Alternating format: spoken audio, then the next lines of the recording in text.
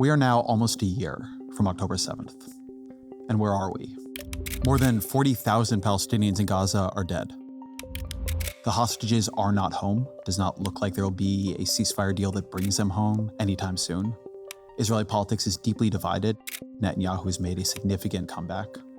Israel's international reputation is in tatters. The Palestinian Authority is weak. There may well be soon a war in Lebanon. There is no vision for the day after. There is no theory of what comes next. It has just gotten worse. And so I asked David Remnick, the editor of The New Yorker, on the show. The reason I wanted to have him on is he has been doing deep, long-form reporting from Israel for decades. And over that time, he has profiled almost all, or spoke with almost all of the major players right now. He first profiled Netanyahu back in 1998. He profiled in 2013 Naftali Bennett, the candidate leading Netanyahu in polls of who Israelis think is suited to be prime minister. And he just did a big profile of Yahya Sinwar, the head of Hamas, who is somebody who has not been profiled enough or focused on enough in the American press. So Remnick has a deep familiarity and history with both the region and the politics and the people who are driving it. As always, my email, ezrakleinshow@nytimes.com.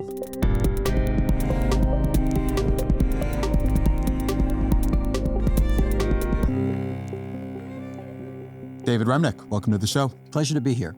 So who is Yahya Sinwar? Yahya Sinwar is, for all intents and purposes, the leader of Hamas in Gaza and has been for some time. At this point, the most powerful person in Gaza and the decider for Hamas, and has been for quite a while. He's now, so far as we know, underground and has been since October 7th, and communicates with the outside world and his Hamas colleagues by runner and by written message, because he doesn't trust electronic communications. But who is he? Where does he come from? What is his early life like? How do you become Sinwar? How do you become Yahya Sinwar? Yahya Sinwar's parents were from what is now called Ashkelon, which was a Palestinian village up the coast from Gaza. And in 1948, they fled to what is the Gaza Strip. And they settled there, and Sinwar was a religious kid. You know, he grew up in a particularly religious family. And when he was a university student at the Islamic University, he attached himself to Sheikh Yassin. Who was Sheikh Yassin? Sheikh Yassin was the founder of Hamas. And he, Sinwar, found himself appointed to be one of the leaders of something called the Majd. The Majd would be Hamas's morality police, and also, most importantly, the organization that would root out, prosecute, torture, and kill people who dared to collaborate with the Israelis in Gaza. And Sinwar was known to be a particularly ruthless head of the Majd in southern Gaza. He's from Khan Yunis. Sinwar was arrested by the Israelis and put in jail in the late 80s. And there he remained for the better part of a couple of decades.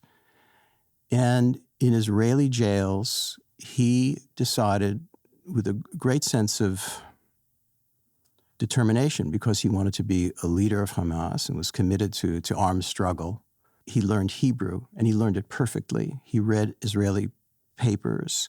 He watched Israeli television. He became incredibly familiar with and fluent in Israeli society, language, politicians. He read memoirs of security chiefs, prime ministers, and all the rest.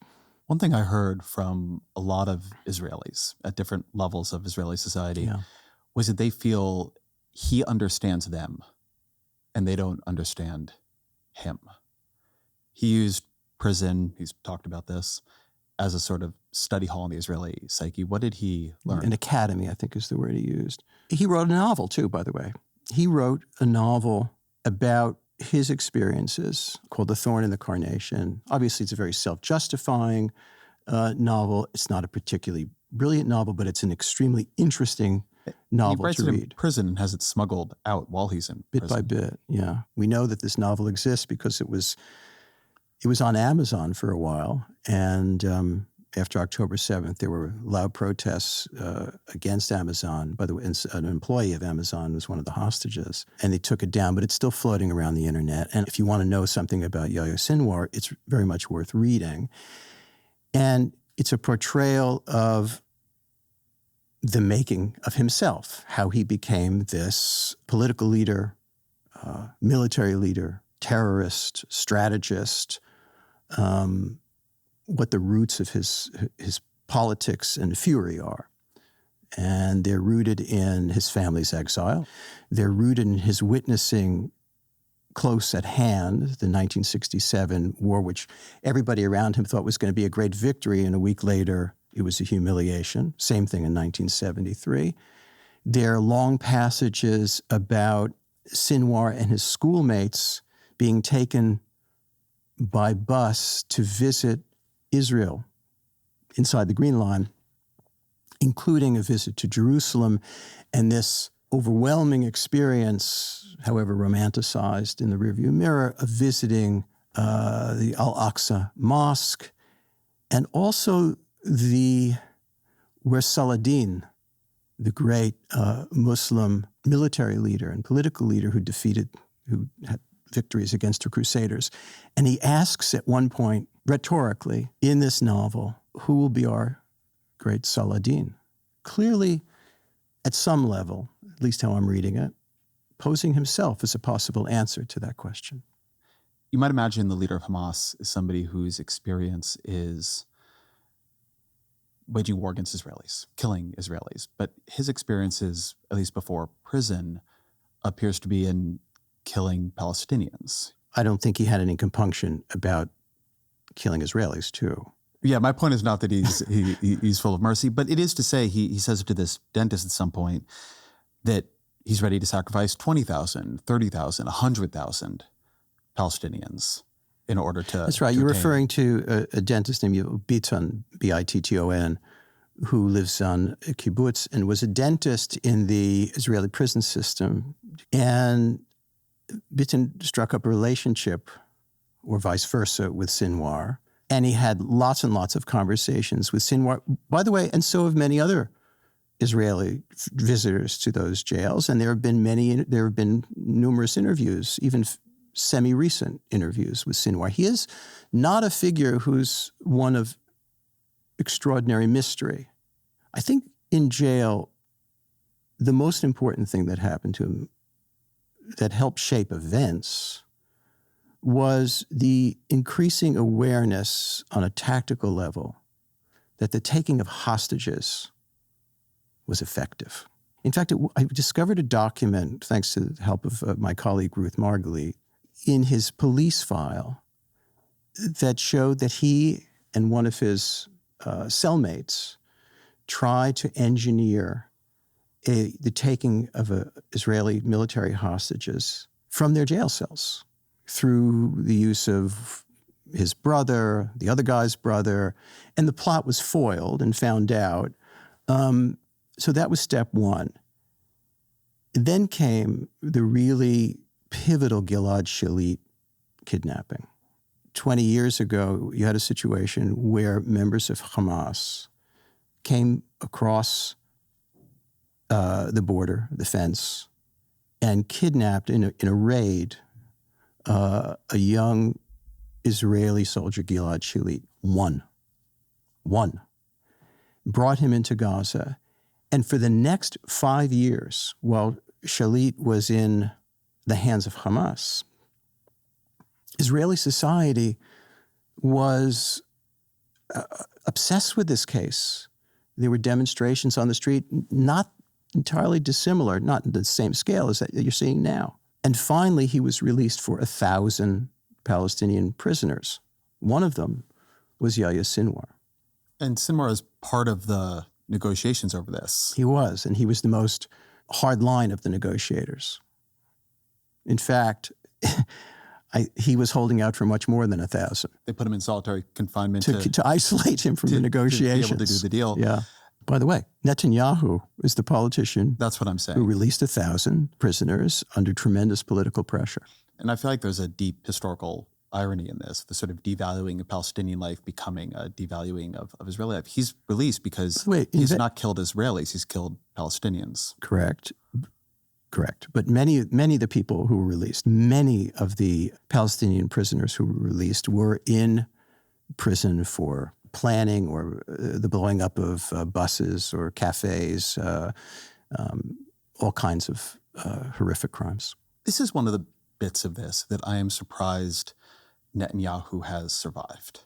This whole moment goes back to a deal that confirms the value of hostage-taking in an incredibly lopsided negotiation and releases the mastermind of the October 7th massacre and the hostage-taking.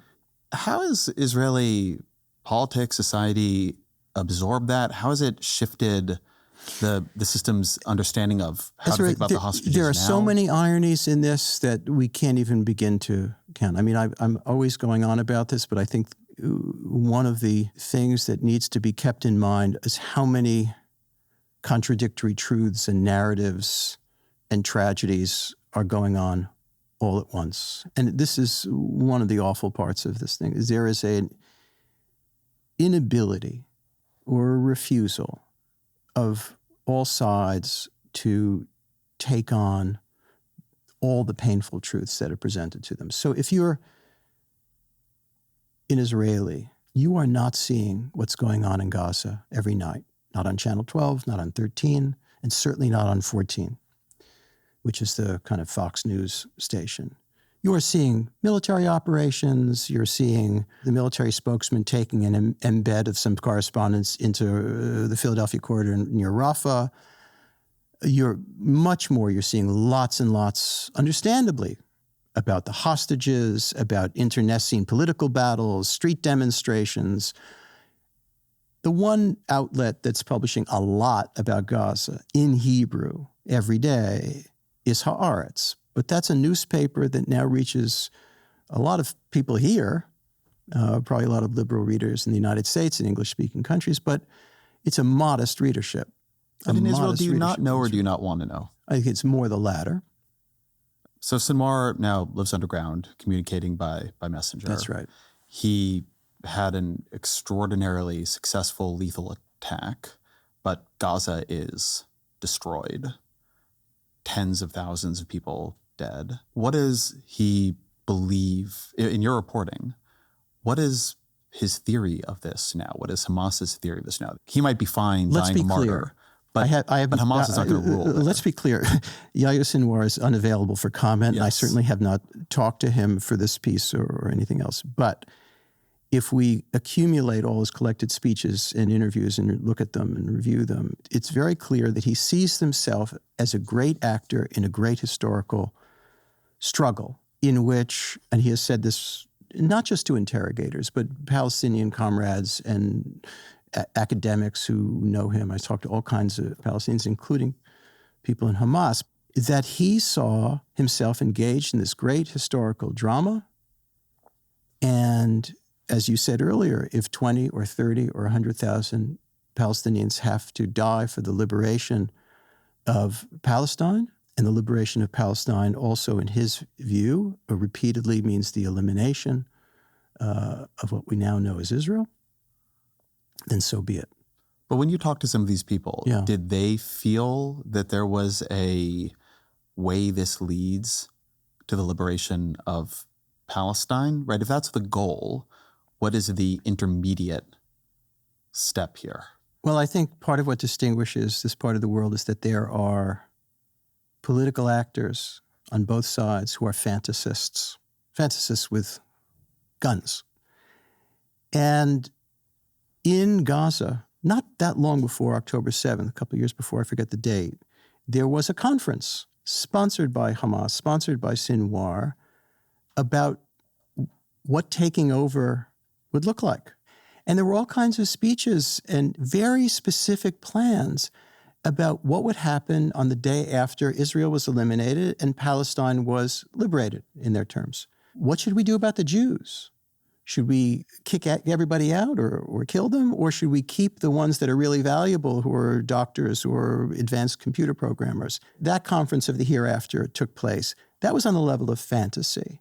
I think it's fair to say that when he unleashed his soldiers on October 7th, that he might have hoped for any number of things, even deeper penetration into Israel. But it was basically a suicide mission to spark something even larger, if possible.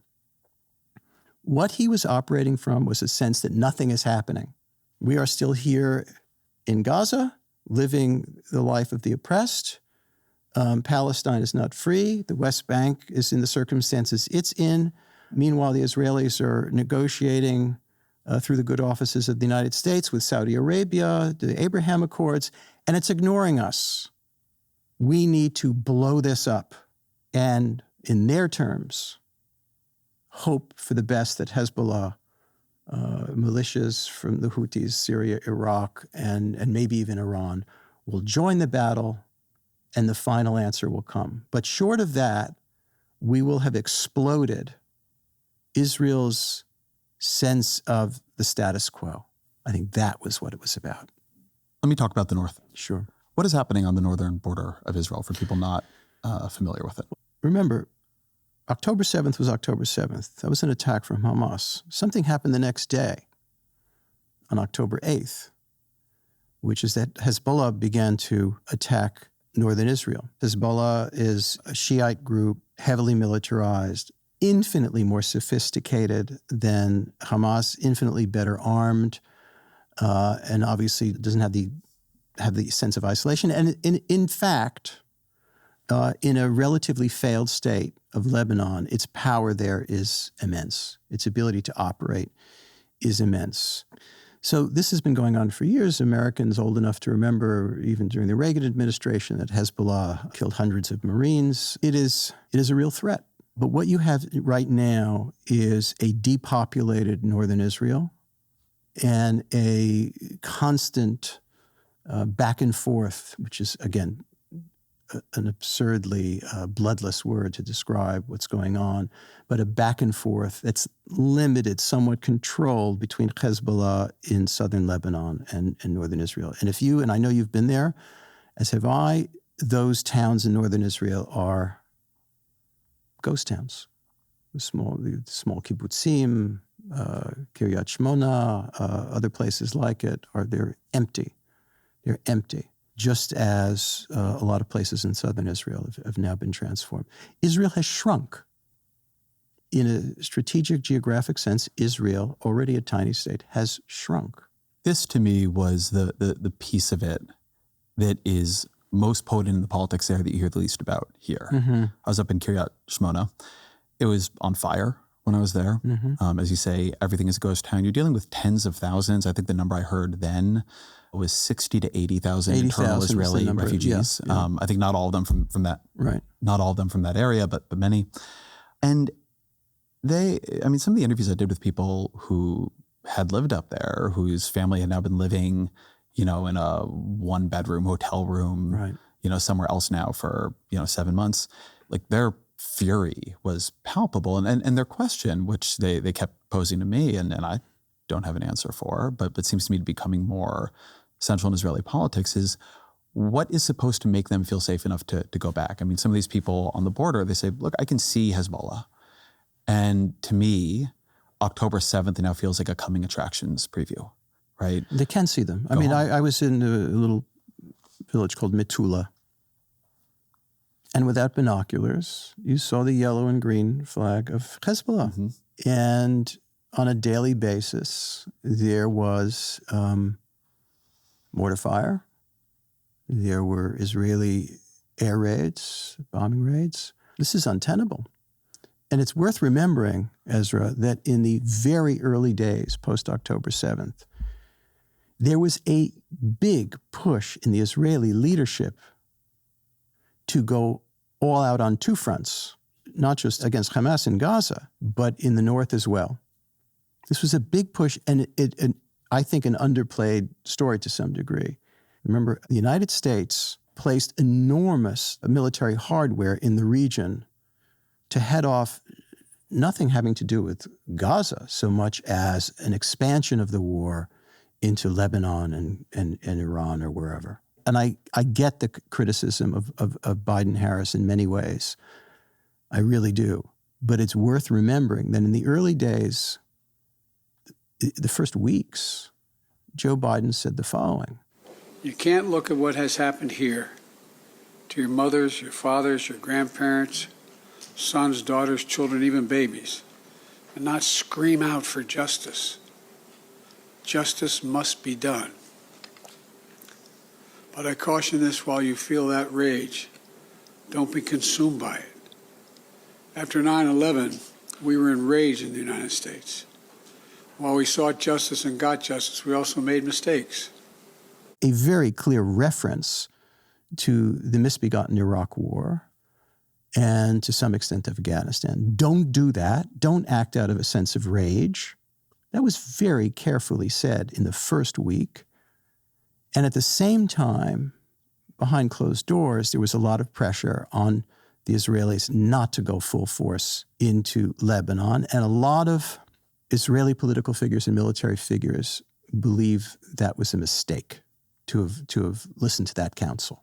And this seems to be a mistake that Israelis now want to correct. A number of things have happened here, but one thing is that it has just been announced recently that the return of evacuated residents to the north, which means the safety of the north, is now an official war goal. Members of the Israeli military and political class are speaking much more of going into Lebanon now. 67% of Israelis in an early September poll say the government should intensify its response to Hezbollah. There's talk of Netanyahu firing his defense minister, Gallant, with it's not clear if the reason or the pretext being that Gallant has been in opposition to a full-on invasion of Lebanon.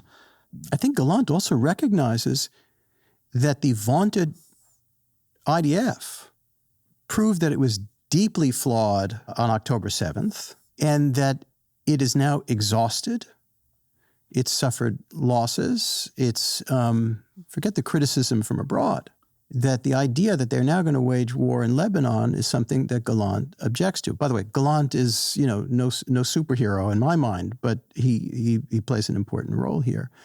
I just don't know what's going to happen on that front. This is something that changes hour to hour. This gets also to, I think, a deeper ideological dimension. Every single Israeli I spoke to believes the real enemy for them is Iran.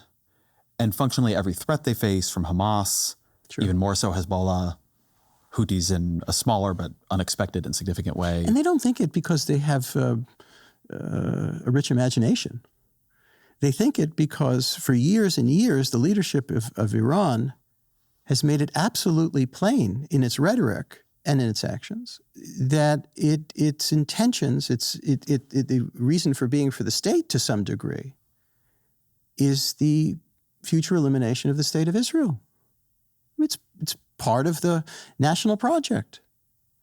Now, you may be dismissive of that and say, oh, that's just rhetoric. That's just for the street or something like that. But I think, I don't know about you, Ezra, but the longer I live, the more it seems very sensible to listen to what people say, whether they're Israeli or from Iran or from wherever. It often turns out to be quite true. The thing that has been surprising to me on the other side of this, and I think militates against the view of Iran as an implacable, hyper-ideological adversary, is been the sort of caution on both sides about escalation. That includes with Hezbollah, which has rockets that could go much deeper into Israel and has not been trying to do primarily civilian targeting. There was a sort of exchange between Iran and Israel. Israel committed an assassination on sort of Iranian diplomatic soil. Iran launched drones that were knocked out of the sky, and both sides stopped, more or less. So on the one hand, there is a sort of tit for tat that has not exploded. On the other hand, this to me was what Israelis felt we most did not understand about them, because it looked to us in America like they are Goliath against the Palestinian David, and they see themselves as locked in a, ongoing multi-generational war against a patient adversary who strikes at them from all directions using all kinds of different clients and may one day, in fact, one day soon, have nuclear weapons. I was speaking to somebody named Hussein Aga, who was a negotiator for the PLO back when, in the sort of better days. Very sophisticated guy. And he said, look, to some extent, Sinwar, and it's a horrible thing to say, but on a pure level of consequence, that Sinwar won this great victory that he had hoped for immediately. What do I mean by that? And I say this with whatever the opposite of relish is: disgust, despair. That by shattering Israeli sense of security, by exposing the weaknesses of the Israeli military, or the degree to which it's overextended, that it's not some mythological institution that could fight on infinite fronts, by arousing the fury that you see in the West Bank rather than a kind of terrible resignation, by arousing Hezbollah, by tripping off a set of events in which Iran for the first time directly sets missiles off toward Israel. Well, in Sinwar's mind, that's an enormous victory. It makes him, in his mind, whether he survives this or not, he makes good on this deal with himself that I mentioned in his novel about being, again, however fantastical and grotesque, the Saladin of his cause. Here's the piece of this that I found perplexing. I understand a lot of the argument and believe it that Israelis make about Iran. At the same time, if I thought I was facing existential threat from a soon-to-be nuclear regional power with an imperialistic past and grand strategic ambitions and deep ties to Russia and China, my international alliances would be extremely important to me. My alliance with America would be extremely important to me. Europe would be significant to me, other places. And at the same time that there's this emphasis on the long-term, multi-pronged, multilateral threat of Iran, there is this recklessness I see in Israel in terms of how it is seen internationally, in terms of how it treats partners like America. I think the way Netanyahu has treated his American partners, not just the Biden administration, but for many, many years, has been astonishing and cynical. He has lied to and betrayed, at certain instances, for years, American presidents. And it's unbelievable. Bill Clinton, remember him leaving a meeting with Netanyahu, and he said out loud, "Wait a minute, who's the superpower here?" He wasn't kidding around. Obama, whom Netanyahu loathed, extended himself and to such a degree that Netanyahu made his cynical speech at Bar-Ilan University, hinting that he might be for a Palestinian state. It was all a sham. It was all a sham. And I really recommend, there's a new film about Netanyahu that Alex Gibney's Jigsaw Productions just did. And at the heart of it is a subject we haven't discussed, which is Netanyahu's motivations, his political, personal motivations for the way he's behaving to keep himself in power. And behind it, to some extent, are the corruption charges that are leveled against him. And he knows that the longer he stays in power, the more attenuated those charges get and the more he can escape them.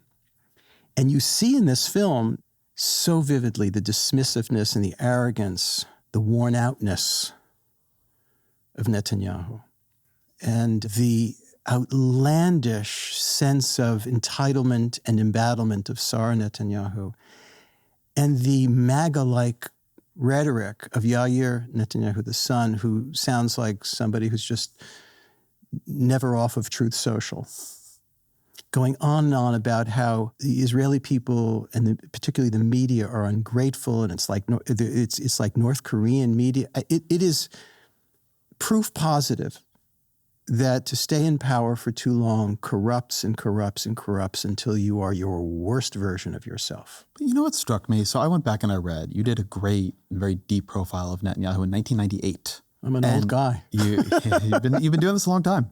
And you spent time with his father, which is quite rare for a journalist. And sometimes you go back and you read a piece like that and you think, my God, how this person has changed. Up to a point. And what I thought when I read that piece was, my God, how this person has not changed. Yeah. Put aside the corruption. I'm not saying that's not a part of his motivations. Right. Put aside his own politics. We'll talk about that in a second. What do you think Netanyahu believes of the situation itself? Bibi Netanyahu's father, Benjamin Netanyahu, was a scholar, and in some ways felt himself to be a scorned scholar of the Spanish Inquisition. He was a follower not of mainstream labor Zionism, but rather a follower of what's called revisionist Zionism, much more conservative, an ideology developed by Jabotinsky as opposed to Ben-Gurion and so on. Long story. So when you say revisionist Zionism, what was it revising? It was revising, in a sense, what was considered mainstream Zionism. The revisionist Zionists, led by Jabotinsky, felt that they were too compromising. They felt that the state of Israel should be not only in the West Bank of the Jordan River, but the East Bank. They were essentially looking for as much territory as possible, not because they were unaware of the presence of Arabs in Eretz Israel, in the land of Israel, but because they felt that that was a menace and they needed as much land as possible, and therein lay the most essential difference. At every turn, the ideology of the old man, Benjamin Netanyahu, was that the worst thing you can be is a friar. A friar in Hebrew means a sucker. Oslo was the ultimate in being a sucker. And he didn't believe in even the partition plan of 1947 that Ben-Gurion accepted, however reluctantly, as, okay, at least we have a state. Any compromise was thought to be a betrayal of the Jews and Jewish history, and all of it informed by an intense knowledge of and feeling about everything from the Inquisition to the Holocaust. Bibi Netanyahu's brother, Yoni, was the one Israeli killed at the heroic 1976 military operation that went to Uganda and brought back Israeli hostages from their PLO captors. This family history weighs on Netanyahu and shapes him, I think, entirely, without becoming an absurd psychohistorian of it. It's not just obvious. And Netanyahu sees himself in Churchillian terms. Only I have the political sagacity and shrewdness. Only I have the realistic view of Israel's circumstances and history. Only I can lead this country. And it was corrupting. It was intellectually corrupting, morally corrupting, and even on the level of champagne, cigars, and ice cream, it became corrupting. So I think ideologically he's the same guy, but I think he became himself, as they say about aging, you become yourself only more so. And the anti-democratic aspect of him and the lust for power allowed himself to make common political cause with followers of the worst and most extreme current of religious nationalism, the followers of Meir Kahane, and I'm talking now about Ben-Gvir and Smotrich. Ben-Gvir and Smotrich are vile creatures. They're thugs. They're not just annexationists and extremists. Their background, they were in trouble with the law. Ben-Gvir couldn't serve in the military. He was in so much trouble with the law. That's who Netanyahu... Now he runs the police forces, just to be clear. Yeah. He runs the police forces that have a lot to do with how the West Bank is run day to day. Smotrich controls a lot of the finances in the West Bank. It's horrific. And this is Netanyahu's latest bargain with the devil, and it's corrosive to Israeli society. Corrosive is not nearly a strong enough word. The last time you were in the West Bank, when you go to it, when you drive around it, just visually, what do you see? If you were taken by someone on a 20-minute trip from Jerusalem to one of the more established, bigger settlements outside the Green Line in the West Bank, and you were inclined to believe it, you might think, well, what's so bad here? But if you take a much more varied ride, and you go to Jenin and to Nablus, and you go to the outskirts villages of Ramallah, and you see how there is an architecture of isolation and oppression that has been building and building and building over the decades in the West Bank, what you see is something so comprehensive and systematic that with each passing year, it becomes harder to believe, especially if you're Palestinian, but I think for everybody, that this is reversible. You remember 20 years ago, Sharon decided to withdraw from Gaza unilaterally. And there was a great drama of uprooting the thousands of settlers, but it was infinitely smaller number of settlers in Gaza than in the West Bank. It was a big drama. The Israeli view of this, the predominant Israeli view of this now in the rearview mirror, is that Gaza and Gazans just went ahead and created and empowered Hamas, and things were terrible.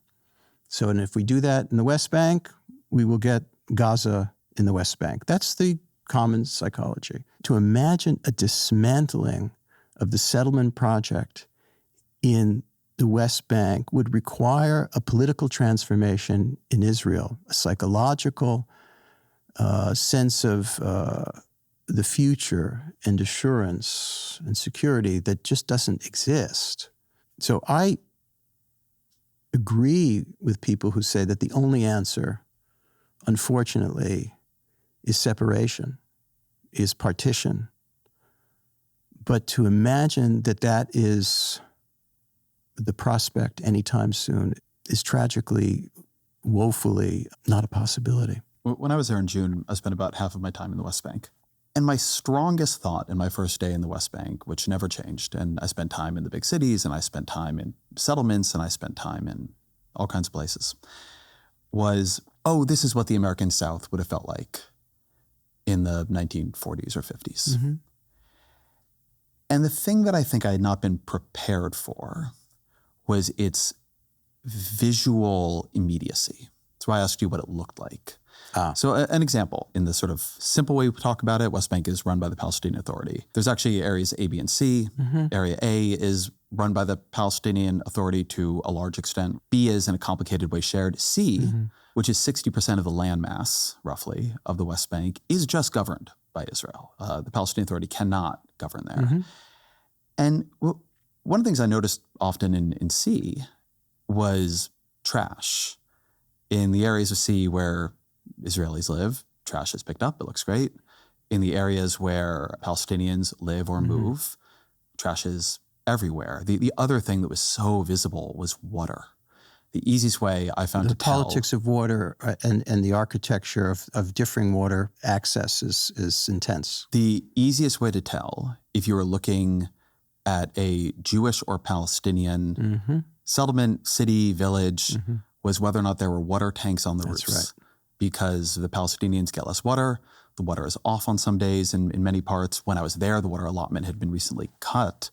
And so the Palestinians have these water tanks everywhere and need to store water for the days when they're not getting it. I have sympathy for the narratives of how everybody got here. But I felt very little sympathy for where here was. I mean, you can say what you want about Gaza and Hamas. This is the West Bank. It is the Palestinian Authority. At the time I was there, Smotrich had cut the amount of revenues that Israel was passing on of the Palestinian Authority's own taxation, so they weren't being able to pay the people they employed. They're the largest employer. The place was being squeezed, right? And I went around the West Bank and I thought, if what I cared about was security, this is not what I would do, right? I would not want people unpaid. I would not want people angry about water. Israel's a desalination superpower. They have the capacity to move water mm-hmm. around, and they do for their own settlers. You hear a lot from here about security. there it felt like that was certainly not the only agenda that was being pursued. You know, I think also part of that architecture is a stultifying of life, day-to-day life, and a sense of possibility. An architecture that tells you to stay in line. And an architecture that tells you that if you step out of line, this is what will happen. You know, I look at this history, Ezra, as one mistake after another, one injustice after another, one refusal and miscue after another. You know, it doesn't begin in October 7th. It doesn't begin in 1948. It extends back in history. And the only solution, again, I don't see it in the offing. The only solution is a real partition that is secure, just, and lends dignity and possibility to both peoples. And right now, that sounds like the greatest fairy tale of all time. And you don't hear it very, very often or at all in the political conversation in Israel or when I talk Palestine. to Palestinians there, what they felt was happening was not mistakes, but a policy project. And what they believe the policy project was. It is a policy project. And the politics, and Ezra, the politics of Israel are being led by the just as the kind of pioneers post-1948, what was then called labor Zionism, was the dominant spirit and political ethos of the country for all its mistakes and worse. Right now, in many quarters, the dominant ethos, even though they are far from, they're a distinct minority in the country, is the ethos spirit of the settlers. Naftali Bennett, who is quite likely to be the main challenger to Bibi Netanyahu, is, to say the least, pro-settler and pro-settlement project. He doesn't live there. He lives in Ra'anana on the Mediterranean coast north of Tel Aviv. He's a town filled with kind of tech people. But his political ethos, his political ideas, his spirit doesn't reside with Tel Aviv liberals. It resides elsewhere. We're maybe going to get to Bennett later, but you profiled him in 2013, and you talked about the way he saw the end game of the conflict. And I think this is something that's not well absorbed in politics here, that I think here people sort of say what you just said, right? Well, the only possible solution is a partition, a two-state solution. Some people on the left will say a one-state solution. And I've explored the other alternatives, the binational, the one-state solution and all the rest. But I think they're recipes for disaster. Well, the Israeli right, their theory, this is how you described it with Bennett in 2013. Bennett's solution has become a commonplace on the right. Virtual annexation, followed by a potential exodus of dispirited Palestinians eastward into Jordan, where Palestinians are already a majority. And a number of people on the right said something like this to me. There's a famous document from Smotrich, the finance minister, who says something like this in 2017, I believe.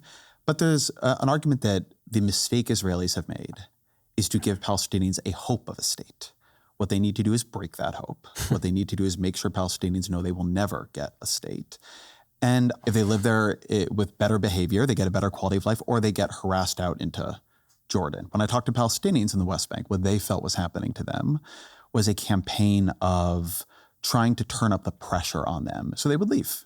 I may not believe that to be a steady state, but that is the Israeli right's, to the best I can tell, the Israeli right's theory of what happens here. Let me just to elaborate on that, just what the narrative of trust was and the narrative of hope.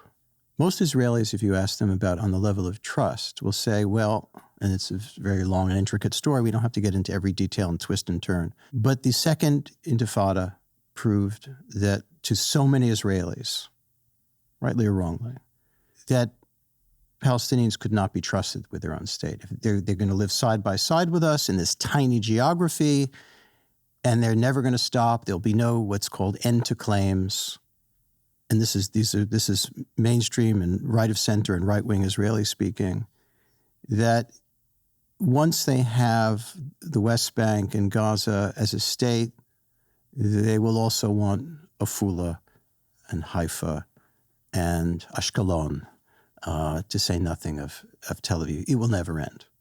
That conviction post-Oslo emerged from the Second Intifada and only got worse and worse and worse and worse. And parallel to that, the settlement project became more and more and more intense. And on the Palestinian side, the sense of hope diminished and diminished and diminished.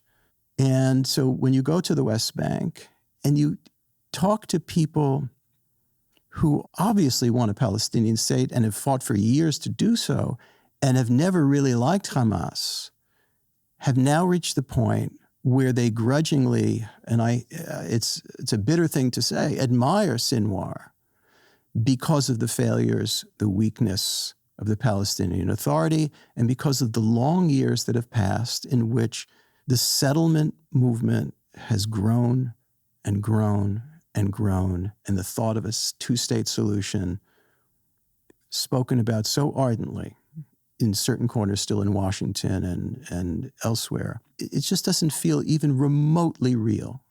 One of the things that struck me when I was talking to politicians in the Palestinian Authority, people who run city councils and that kind of thing in different parts of the West Bank, and I heard this also when I spoke to Salam Fayyad, the former prime minister, was there was a lot Israel could have done, could still do, but certainly could have done, to make the Palestinian Authority a more successful governing player, partner, force, right? Try to make them look better in relationship to Hamas. Try to make it seem true that if you supported the more moderate technocratic elements of the PA, that you got something for that, right? That would lead to a better life. It would lead to better governance, to money, to freedom, to self-determination.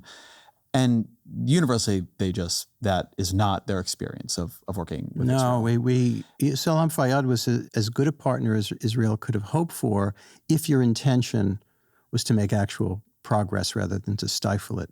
So why did Israel over this period, which was, let's call it the period of Netanyahu's long reign, not want a stronger Palestinian Authority? Why did they not want the more moderate of the factions vying for leadership of the Palestinians to become stronger? Because they didn't want a state ultimately. They didn't really want.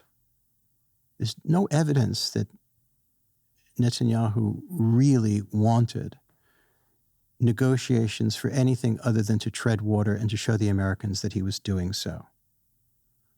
There was no political impulse in him and in his, and we shouldn't blame everything on one guy. That's ridiculous. But he had no interest in creating a politics or a constituency for the creation of a Palestinian state. If we haven't recognized that by now, we've recognized nothing. One thing that has just been true, prior to October 7th, you were seeing an acceleration of settlement construction. After October 7th, you have both seen that, but you have also seen a real rise in settler violence. Around or almost 700 Palestinians have been killed. And there is talk, you hear talk now of a third intifada, right? There is this question that I was thinking about a lot when I was there, which is how much can you squeeze before you get an uprising? And certain things that were being done, like the withholding of tax revenues, felt to me like they were sort of lighting matches around dry tinder.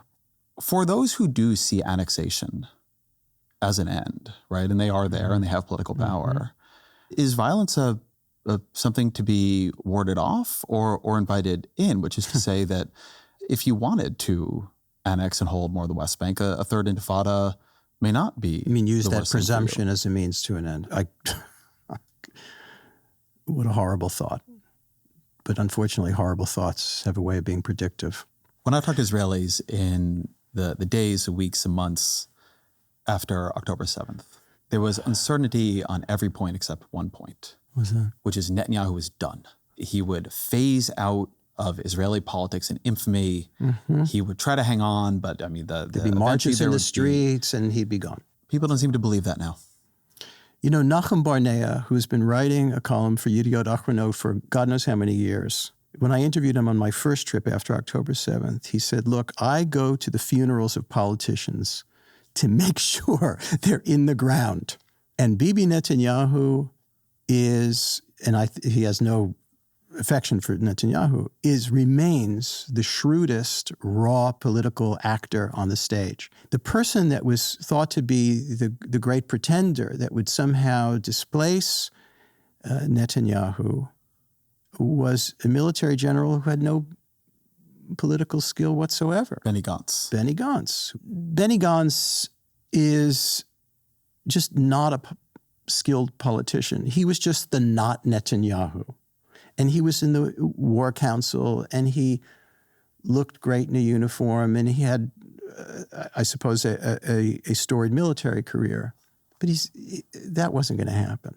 And slowly, after leading in the polls, I think was leading by 30 points. He's now behind Netanyahu. And the politician that's now ahead of Netanyahu, but don't blink twice, is somebody that's been on the scene as in the religious nationalist arena and was prime minister for a few years ago, is Naftali Bennett. Tell me two things. So one, who is Naftali Bennett? Mm-hmm.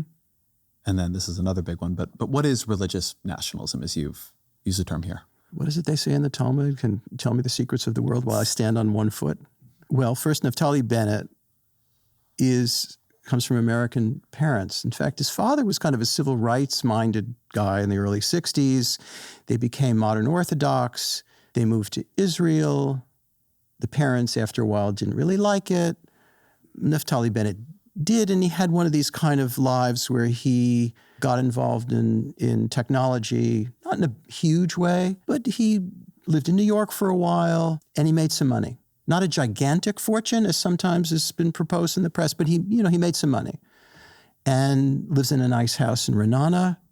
And in the wake of the Second Intifada, started wearing a kippah, a yarmulke, head covering, and was in the Lebanon War in 2006, became a politician. How did he become a politician? He became eventually chief of staff to Netanyahu. A more thankless job one could not imagine. And they fell out over Sarah Netanyahu, who apparently was not wonderful to work with or around. But they come from different streams. As I said, religious nationalism is a different current, much more associated with the settlers, in fact, than revisionist Zionism. Revisionist Zionism is the current where Netanyahu comes from and the Likud party. And Netanyahu is more secular. He's entirely He's secular. not a man who... When he goes to a shul, when he goes to a synagogue, it's for political purposes. Maybe he goes to a bar mitzvah or a wedding or something like that. But no, he's not a religious guy. Bennett is, when I first met him, when I went to visit him at his house, we were supposed to meet at 9 o'clock, and I think he told me, come at 10. So I came at 10, and he was still having his, private tutorial on the Parsha, the reading from the Torah that week. He came to it a little later in life, but he is religious. Religious Zionism was discouraged in the early days of the state. The religious were not big Zionists to begin with. They wanted to live their own lives, study Torah, and exist. Birth rates were such, political developments were such, they became much more powerful. And around the time of 1967, religious Zionism became this kind of almost messianic current in life, in Israeli life, thanks to the aftermath of the war, Rabbi Kook, and the development of Gush Emunim, the block of the faithful, the rise of settlements. Politics changed, and this current grew and grew and grew. It's not uniform, but it is immensely powerful. And it has a very different perspective on the land. What is in the Green Line is not religiously what is in Israel. Yeah, Tel Aviv is nice, but Hebron is the soul of why we're here. You would hear that from a lot of religious nationalists. Tel Aviv is, it's not Sodom and Gomorrah, but it's this kind of secular, modern aspect of Israel. But the heart and soul of Israeliness is Jewish, not this other thing. And that resides in places like Hebron. And we're talking here, you do this profile of Bennett in 2013, I believe it is. He says, I think it's to you, I will do everything in my power forever to fight against a Palestinian state being founded in the land of Israel. He considers the speech that most people now believe to be a sham of Netanyahu trying to placate. To be a shanda. to Obama, sin, but suggesting an openness to a two-state solution that he never actually showed to be, as you say, a Shonda betrayal. And he is the person, when right now you poll Israelis, there's just a Channel 12 poll, he is the one who leads Netanyahu by the most, who is considered to be more suited to be prime minister than Netanyahu. Somebody said to me that to understand Israeli politics, where it was going, you had to understand that both there was going to be a rejection of Netanyahu, but it was going to the right. And Bennett reflects that. Absolutely. And he was prime minister for a year. And there were people that would say that he moderated himself to some extent. On the one hand, when asked about gay marriage, he made some crack that is better not repeated. It was quite disgusting.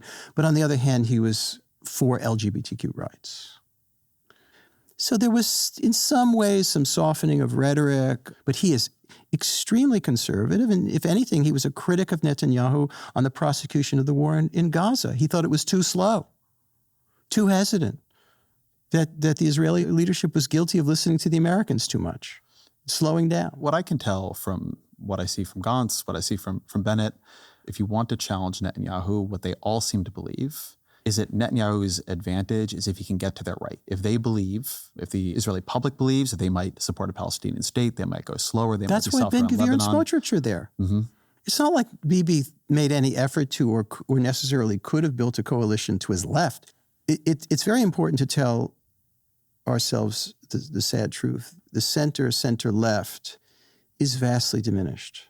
It's not just that the labor Zionism of khaki shirts and, good liberals and Amos Oz novel reading public has diminished a lot. This is a very different political culture and has been for quite some time. And it's influenced by any number of currents, whether it's Russian immigration, religious birth rates. It's just not a political circumstance where the left or even the center left, I mean, even Yair Lapid, who was, I believe, interviewed by the Times not long ago, he can't talk about Palestinian state. Benny Gantz never talked about Palestinian state.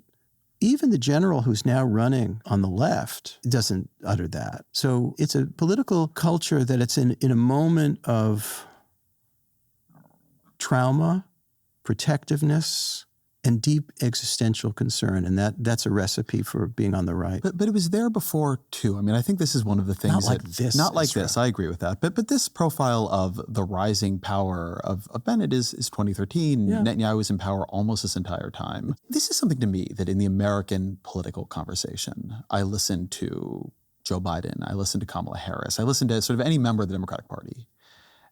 And they feel out of touch with the reality that they talk about two-state solutions now more than ever, and there's no support for this. But a lot of that is talking to the American electorate. Do you believe that? Because I actually don't. Tell me. I think the question of what is America's position, if you believe and you accept that at this moment, Israel has no interest in it gets called a political horizon with the Palestinians. There's no support for that. It is not going to happen. What should American policy be? It would be an interesting question for somebody to answer. But in continuously saying that we believe in a two-state solution and we work with Israel on that basis and not accepting, not where these leaders have moved, but where the Israeli public has moved and had moved some time ago. I agree. But Israelis have to reckon with that American support for Israel is shifting generationally, particularly among American Jews. The generation that grew up with the 1967 war and a kind of liberal Zionism that they could relate to and traveling back and forth and feeling a sense of profound kinship, that has changed. Not for the religious community. And I straddle both in my own life, right? I'm a secular Jew with a deep interest in this, and I watch and listen to the younger people around me, how they view this. And I also, I have religious conservative relatives as well, and I hear how they talk about it. It is radically different. They see it radically different. And I've watched how and listened to how Israelis have processed the demonstrations in this country, and sometimes hearing that they're all pro-Hamas across the board. And there's a kind of both a fear and a profound misunderstanding, a willful misunderstanding, that no, in fact, that there's deep revulsion for what's happened in Gaza, and it's possible to have that and at the same time not in any way sympathize with Hamas's attack on Israel. It's possible to have both things in your mind. I mean, this to me is a strategic success of Hamas's attack, that it has pushed Israel further, goaded Israel into becoming a thing that in the long run, I mean, now you see it, but it's going to, I think, get worse over time, that is just incompatible with, say, being a liberal anywhere else in the parts of the world where Israel has deep alliances, right? Speaking here specifically, though, of America, that it's a point that others have made, but this question where you will have to check your liberalism or your support for Israel, because Israel is becoming illiberal, arguably already has no pathway or intention of becoming other than that. And the only thing that would save it is being a democratic state and changing its politics. Look, we had the most illiberal president imaginable from 2016 to 2020. And while we were living it, it felt endless. But it was not necessarily yet inscribed in our politics that it was ineradicable. I mean, this to me is one of, when you think about divisions in Israeli society, I think some people here still think of, there once were these big divisions about should there be a peace plan or not. Now they're about whether or not Israel will be a democracy for Israelis, particularly Israeli Jews, to say nothing of the often second-class treatment of Arab Israelis. There are fights over the Supreme Court. There are fights over whether or not the Orthodox, the Haredi, will serve in the military. The locus of internal conflict in Israel seems to me to have changed quite dramatically. Let me be the ventriloquist for what some Israelis would then say to you, although I see the sense in what you're saying. They would say, hey, wait a minute. We still have a free press. We have all kinds of freedoms here that don't exist elsewhere in the Middle East. The United States' commitment to democratic norms is rather peculiar when you can win a majority of the vote for presidency and then lose the presidency. What's that about? Our politics in some ways are minoritarian, arguably. So that gets played back against us in some corners. Doctor, heal thyself.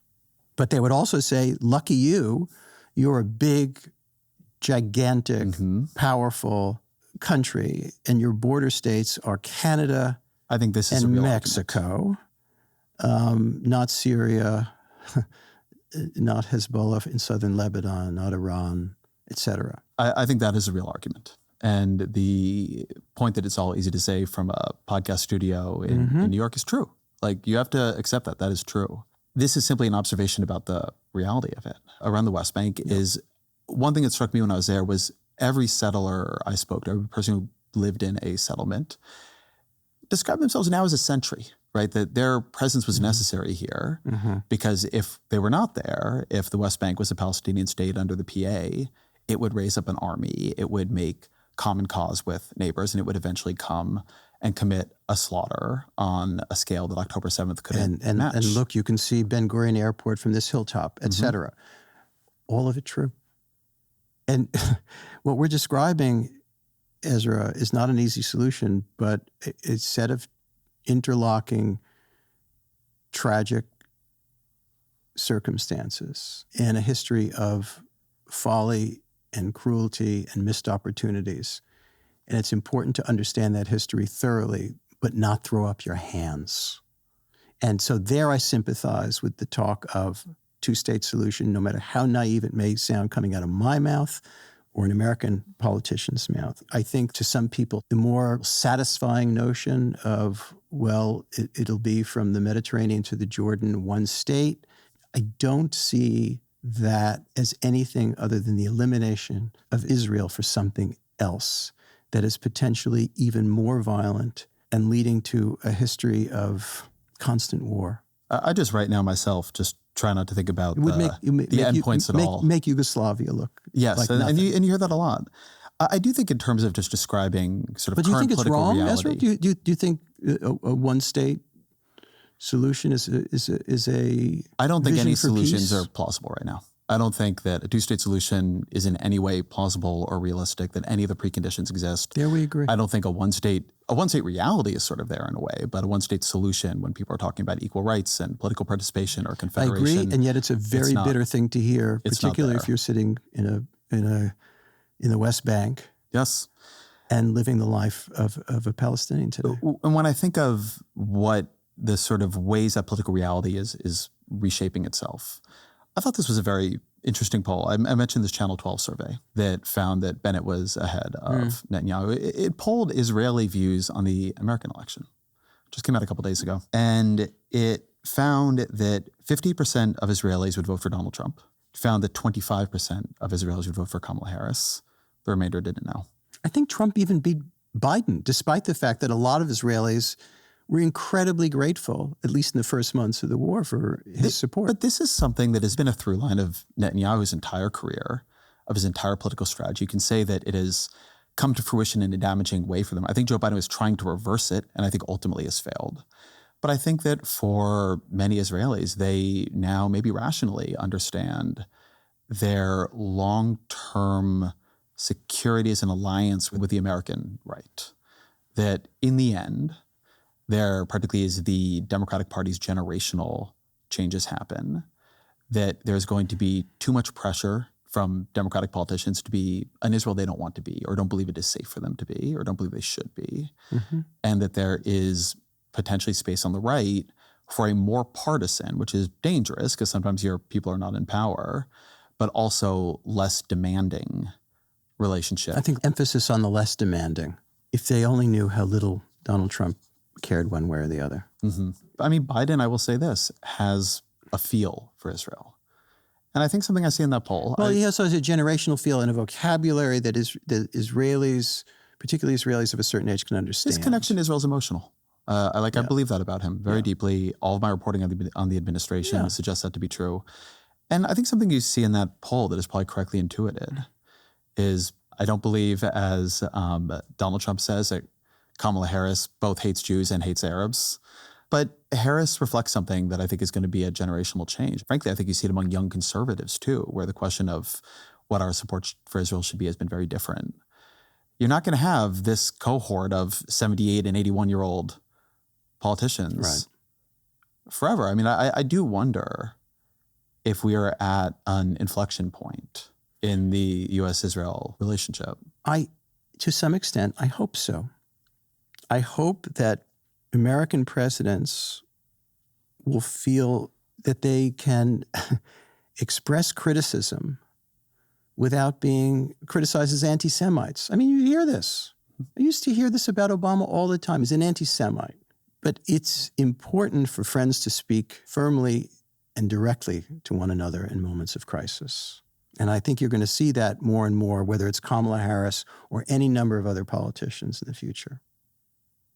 It's a necessity. And because our investment in politically, militarily, in terms of intelligence, is immense, and it's going to come under fire. And it has to be, those politicians are going to have to rationalize that. I think that is a place to end. Always our final question. What are 3 books you'd recommend to the audience? Only 3? Only 3. Okay.